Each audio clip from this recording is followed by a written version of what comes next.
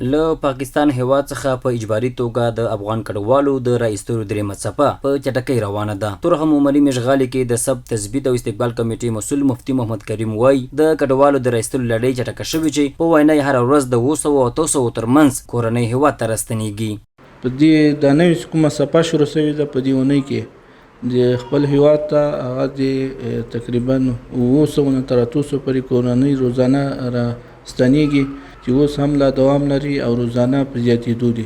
نصرت چې تازه خپل هیواد ته راستون شوی له افغان کډوالو سره د پاکستاني حکومت له بدچلنده شکایت کوي.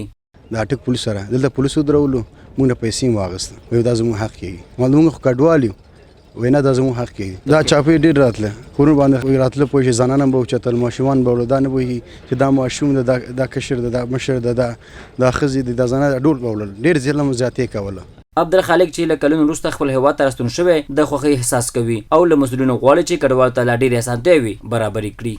او دلته راغلي وو اول خو شکر باسي خپل وطن ته موږ رالو موږ ښه خوشحاله یو کوم کس یې ونیو هغه نه مې پیسې مې اخیستلې او بیا به ډیپورټ کوم سامانونه شامې ځینې اخیستل. له ګاونډي هیواد پاکستان څخه د افغان کډوالو د اجباري راایستلو درېیمه څپه په چټکۍ سره پیل شوې ده چې د مسؤلینو د معلوماتو له مخې تېره اونۍ یوازې 3.5 افغان کورنۍ د تورخم پر ذکر لارې هیواد ته راستنې شوي دي. نور عالم ارمان، ملي تلویزیون، تورخم عمري مشغالي.